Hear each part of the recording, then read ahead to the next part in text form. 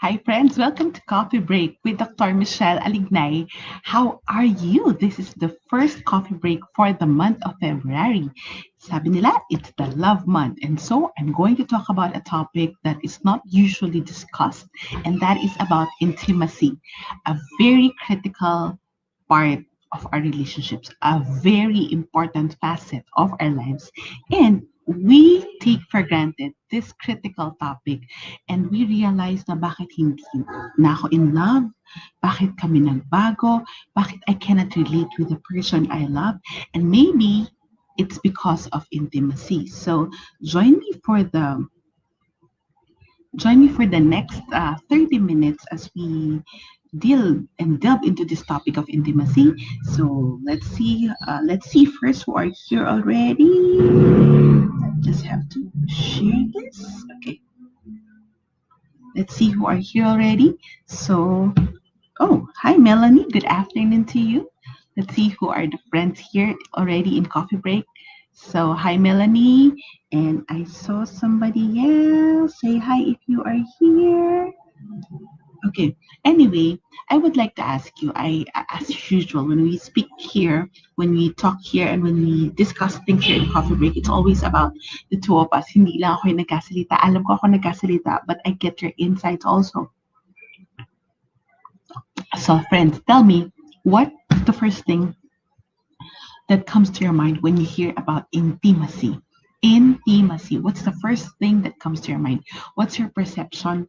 What's your opinion or what's your thoughts about intimacy? What do you think about it? Ano ang tingin nyo dito sa salitang to? Nagagamit ba to sa totoong buhay? Ano ang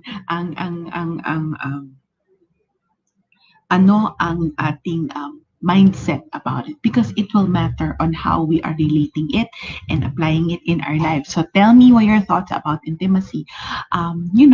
This is not a word that is often used, but in the in the line of my work, it's something that we unpack and we go deep. So, Judy, personal deep connection with my spouse. Perfect.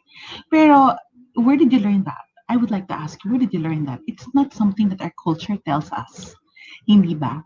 Because when people talk about intimacy, some think of it as only physical or sexual by nature. You see in the department store, the women's section that has all the all the underwear is called intimate apparel or intimate conversation. So there is such thing as a mystery and what do you call this tone of an undertone of sexuality when it comes to intimacy, because that's how we are programmed by our culture, if you would realize. So, saan ba ito nagagamit? But Judy, I would like to take off from what you said is personal deep connection with our spouse, with our partner. You know that we can be even intimate with a good friend or with a loved one. And ang hindi natin nakikita, we can actually have developed that self-intimacy. We can talk to ourselves and we can create that deeper connection with ourselves. And I would like you to realize that intimacy is the ability to form deep relationships or deep relation or deep connection. Intimacy is our ability to form deep connection. Oh, from MER. Yeah, that's true. Yes. Uh, yes, it's something that we use in family science, in family studies. Yes, but an MER in a marriage enrichment retreat. I took that also. It's something that we talk about, but come to think about it, hindi yan common term na pinag-uusapan natin. Thank you for that answer. And come to think of it, it's the ability to form deep relation. And there is a theories called uh, Steinberg. Sternberg has this Sternberg's triangular love theory. And he said that love or any relationship has three parts. So let's sabi nating love. Love for a spouse, romantic relationships in particular. So the three parts is romance, passion, commitment, and intimacy. Passion, andito yung romance. Passion, andito yung na, I want you, yung may kilig. Commitment is that this is really a will and a choice to pursue the relationship, commitment to our welfare, and then there's fidelity, and then the third one, and that's intimacy, and that is about forming deeper connection. So you see, these three should ideally be present in relationships. And what are these? Intimacy, passion, and commitment. Pwedeng may commitment, pero walang passion at walang intimacy. But isn't it that we're also committed to our family? Isn't it that we're committed to our work? And pwede rin naman na may passion and may intimacy. Wow, yun yung mga sizzling love affair. Yun talagang they're so into each other. Yes, that's nice. But the commitment is not there. So you can just expect that if the passion fades and the intimacy failed to deepen, walang commitment. So ano mangyayari sa relasyon?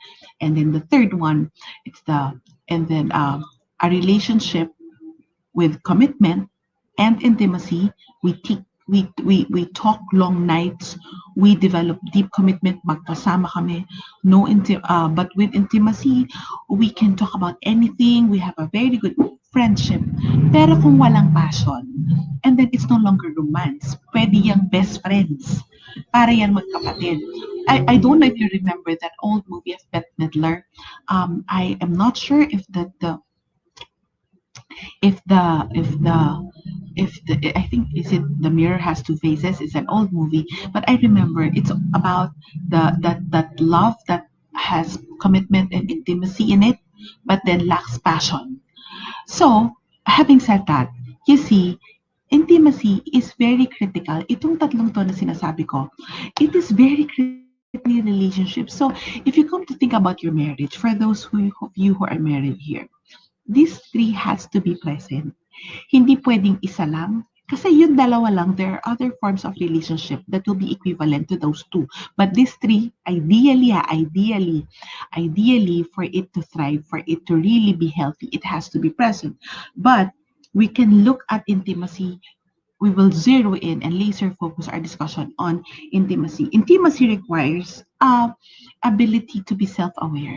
Kaya importante, intimacy, you don't throw yourself out in the open and commit yourself to someone and then get into a relationship with someone.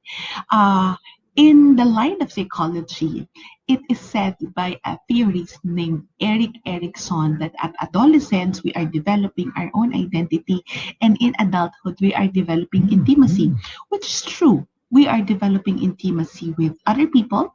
We are developing intimacy, including ourselves. Kilala ba natin sarili natin? So, if we do not know who we are, if we lack that self-awareness, which will be what will be the anchor of intimacy. So how can we be intimate with someone if we are not intimate with ourselves? I would pose the question, how can we be intimate with someone if we do not know ourselves? Self-awareness and a deep, profound understanding of the self. And I don't know if you recall that issue uh, or that episode of ours called differentiation of self. You can set yourself apart. You know your feelings well with other people. Judy, what about trust? Trust is a whole thing altogether. It's, well, in this theory that I was mentioning, trust is not included because that's part of commitment. That's part of commitment and that's part of fidelity, right? You may trust each other, but there's lack of passion, there's lack of intimacy, and then how could it be? So commitment is more encompassing. So let's look at that. Intimacy requires a differentiation of the self, and it requires self-awareness.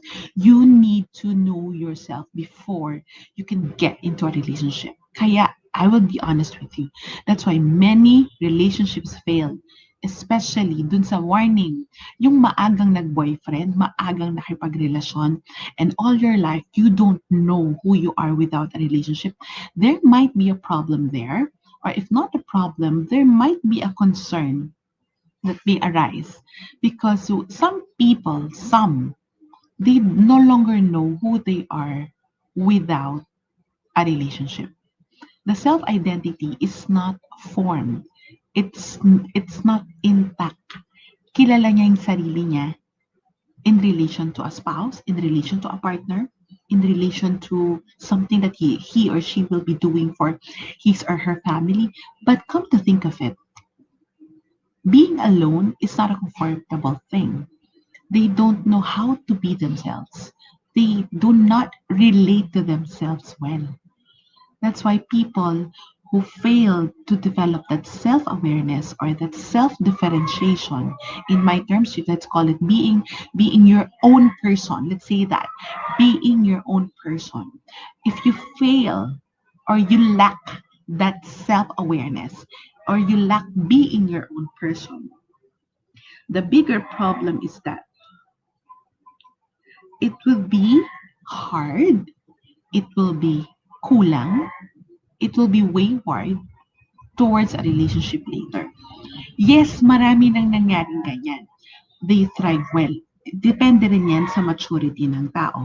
But come to think of it, what if you come into a point in a relationship na parang nagkasawaan na tayo? Bakit parang puro na lang tayo? Bakit lahat na lang ng ginagawa natin para sa isa't isa? Hindi na natin kilala yung sarili natin without each other. That's where the problem happens. That's where the problem happens. Intimacy is not supposed to remove the self. We are supposed to appreciate who we are in complementary to the person that we are in a relationship with. That is intimacy. Intimacy is not removing I, myself, yourself, our own person in the picture, but it hopes to nurture the self. It is not merging. That's why I always tell you a love or a relationship should not complete us but complement us. Exactly that. Because it's supposed to be I can get to know you, you can get to know me, and then we can make a beautiful relationship despite our idiosyncrasies, despite our imperfections, despite our differences. At napakahirap nito, friends. Joy, I would like to capture what you said. You have to be complete on your own. Another person will not complete you. He or she should complement you. I always share that with you, friends. And then we need to appreciate the other person. Both of us feels that more important, valuable, and worthy of love. If we know ourselves, we appreciate the other person as complimenting us. Sila rin ganon. Kaya ang nangyayari, it builds the trust, it builds the respect that is very critical. It builds the why are we doing this? Why are we in a relationship? Why do we keep loving each other? Because it becomes an extension of ourselves, not completeness of ourselves. Are you with me, friends? Intimacy is that. It's the profound, deep relationship towards our spouse. It's not about losing the self, but it's about growing the self and growing the other person in the process. And that was we call that tawag nila doon, really union. But yes, it is a union. Okay. We actually need intimacy in our lives. Kailangan natin siya. We are born connectors. We are born to need relationships. We are born needing somebody. But what I would like you to reflect about is that we need intimacy of our lives because our relationship is very important for our well-being. And well-being, part of well-being is actually healthy relationships. So they go together. It's a dimension. So it makes us feel connected. That's why it's important. It also boosts our feelings of self-worth. Diba? If we have that personal connection with someone, it gives us a feeling that I am important because this person is also boosting our self-worth. Um, wait, huh?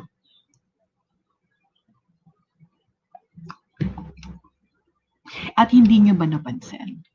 People, I'm not saying that this is just solid for romance or romantic love. It can be for good friendships. So it helps us it helps us in our well-being. It makes us feel connected, and it boosts our our well-being.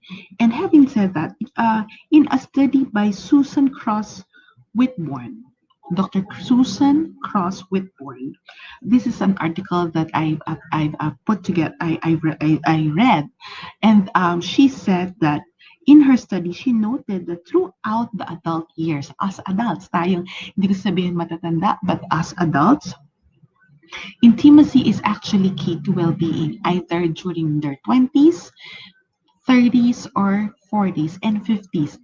They did, I think, a longitudinal study, meaning yun, they watch these people participating in their study from their younger adult years until they're in their late 50s. And that is amazing because you will go back to what I mentioned earlier. Identity goes hand in hand with intimacy. Hindi pwedeng inuuna lagi ang intimacy. We can never be intimate with someone if we are not intimate with ourselves. We cannot fully know someone if we do not fully know ourselves. The funny thing is, we thought that somebody would really complete us, that hindi ako mabubuhay ng walang partner, hindi ako mabubuhay ng walang asawa, hindi ako mabubuhay ng walang anak. Yes, it's true that hindi tayo mabubuhay ng walang kaibigan. Because as I said, connections are critical. But our identity with ourselves is very critical because that's the solid foundation for intimacy. So here, in order for us to build our personal intimacy, it will be the one affecting our person to person interpersonal intimacy. And kailangan muna solid ang ating identity. Am I making sense? Am I making sense? Am I lecturing, friends? Am I babbling? So here, what do you think of your intimacy with yourself? Para makita ko yung mga nandito. Can you score yourselves, friends? 1 to 10, 10 being the highest. That you are really you know yourself, where you have a solid sense of who you are. I'm not saying that you are perfect. I'm not saying that we know ourselves 100%. But the mere fact that we have a relationship with ourselves, that we treat ourselves right. Remember my topic the other week, if that's self-compassion and also self-care, yung components ng self-care and self-compassion, we lived it out because we relate with ourselves. We enrich our relationship with ourselves. So if we have that relationship with ourselves, and then it will go hand in hand with how we build intimacy. Uh, just to tell you a secret, yung mga dysfunctional relationship na nakikita ko, yun yung mga taong kulang ang pagkilala sa sarili nila. Those people who have families, dysfunctional relationships, dysfunctional patterns, they are what I observed and what was regarded as they lack intimacy with themselves. They lack self-awareness. Bakit siya mahalaga? Kasi kahit sabihin nila na, okay, I am married, I have kids, but is it the healthy kind of relationship? Kasi maraming tao, ayaw nilang, that's why they cannot be truly intimate with someone.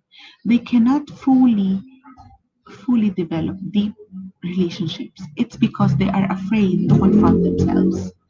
Honestly, being intimate with ourselves is confronting our weaknesses, knowing our strengths, but confronting our weaknesses.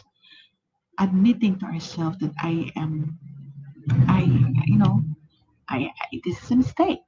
And if you realize, that's why some people go into infidelity, mas gugustuhin nila to get on into another relationship. Kasi pag kinonfront nila yung previous relationship nila, they would realize there's a lot of me, there's a lot of insecurities, and there's a lot of weaknesses in these relationships that I will be confronting. That is why I cannot face it. I'd rather naman ligaw ng bago to pursue makipaglandian sa ibang babae, or makipaglandian din sa ibang lalaki, that happens, kesa sa harapin yung issue namin mag-asawa.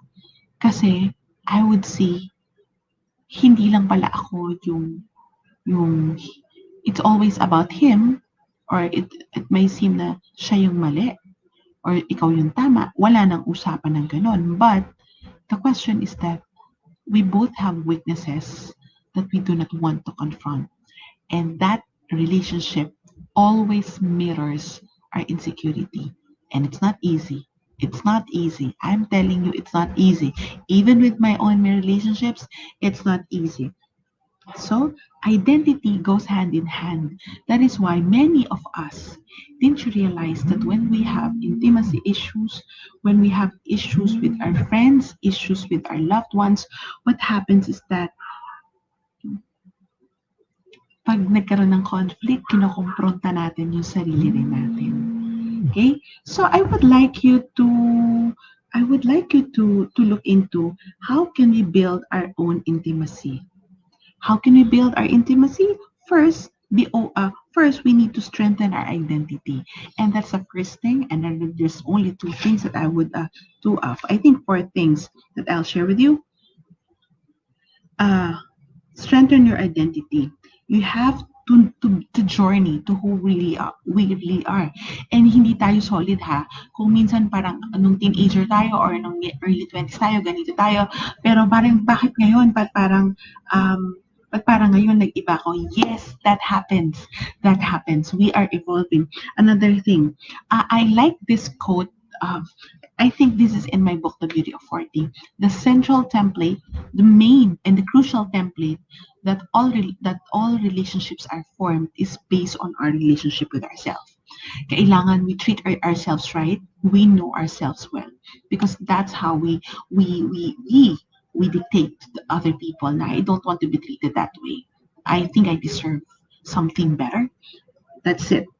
Do not lose your sense of self. It's not about, and here you have to strengthen your identity because simply we do not want to lose ourselves in the relationship. Huwag kang mawawala sa isang relasyon. Huwag mawawala ikaw, huwag tayong mawawala. Why? Because pwede mawala yung relasyon. And we have a commitment to the Lord to nourish the beloved person that He did. We are not just our relationships. We love our families, we love our spouse, but we are not just our relationships. So that's the second. The first one, strengthen your identity. The second, be open to new relationships. Be willing to trust and confide to other people. As we grow older, we develop new friends. It's not about just confiding in the people that we've been loving, na parang hindi na naman nagiging reciprocal yung relationship natin with our old friends. So there are times that we need to move on. We need to move on and develop new friendships. Hindi ko sinasabi to trust everybody, but what I'm saying is that just be willing to take a look and take this that, hey, I can still form friendship. Even in the pandemic, I was able to build friendship. Some with younger women and some with old friends, to rekindle the ties with old friends. And that is about journeying with other people. So second, be willing to open yourself to new relationship. One, strengthen your identity. Second, be open to new relationships. And the third, intimacy, it's dynamic. It's not a trait. Hindi yan quality ko. Am I an intimate person? No, it's not about a trait of yours. It's dynamic because it can change as we change. Yes, it can change as we change. Magbabago yan. You have to think, nagbago ba tayo? When we first started being in love, nagbago ba tayo? Nagbago ka ba? Oo, kasi alam nyo, kung hindi naman tayo nagbago, it's the only constant thing. Kung kaya hindi rin ako naniniwala na my love will not change. Because it's supposed to be dynamic. Eh pag hindi tayo rin, tayong tao, baka sabihin natin na hindi tayo nagbago. Sana nagbago tayo, but nagbago tayo for good. It is, and we also change in the value that we have of closeness. The goal in a relationship is that we develop deeper relationship with our partner, with our spouse.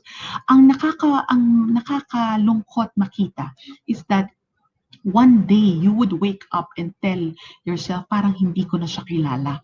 One day you would wake up and feel that I don't have any loving feelings. Bakit hindi na namin to ginagawa? Remember, I like the quote that Pope Francis said for couples is that remember the time when you were boyfriend or girlfriend. Because that was the time that you're building intimacy, you're getting to know each other deeper.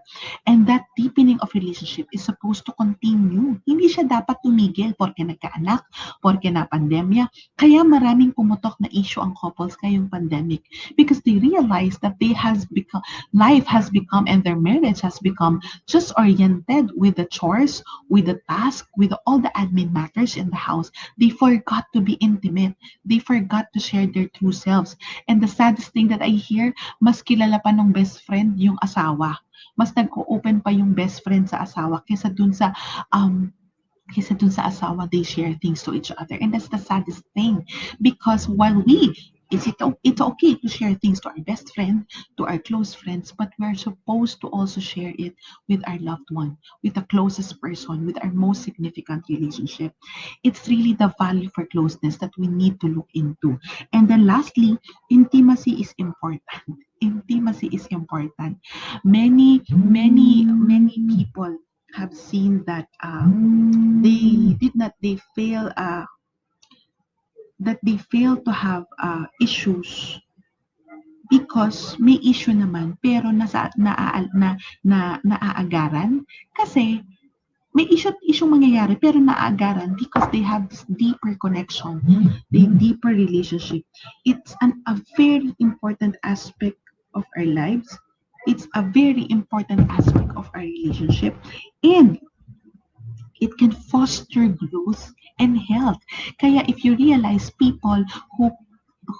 many people who running into mental health issues are those who lack deeper connection, are those who lack intimate relationship.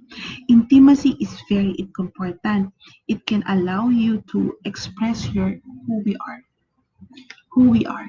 It can in true intimacy should allow us to express who we are. Second, intimacy in a relationship will allow us to grow, to change, and to evolve. I like to say the word evolve because it will help us thrive. Hindi lang tayo stuck na kung gaano tayo 20 years ago, ganun pa rin. And more importantly,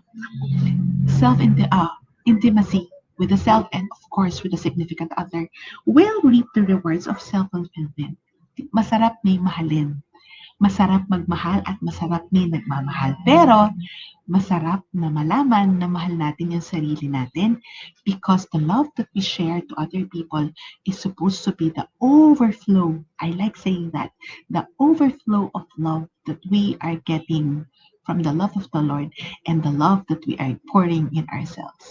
That's what we give to others. We cannot pour from an empty cup.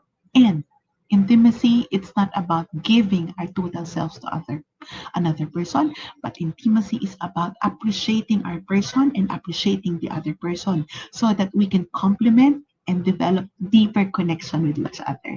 That is intimacy. And I hope that this month you will replay this episode. You will share this to family and friends. Those learnings that you have for today, please put that in your own social media and you put the hashtag coffee break quotes because I would like you to share these learnings so that we can protect relationship. We can help support other families. We can be pro families. We can be pro marriage and we can be pro relationships because it's very critical that they understand the real meaning of intimacy because this will save a lot of marriages. This can save a lot of family. So put your phone down after this episode, after sharing this episode and putting the alert for the next episode because I would like you to reflect on how you are being intimate with yourself and how can you further be intimate with the closest people that you love. And that's what Coffee Break is about this Tuesday afternoon. I will share it. I will share more things about being intimate and intimacy on Thursday here at Coffee Break with Dr. Michelle. God bless everyone.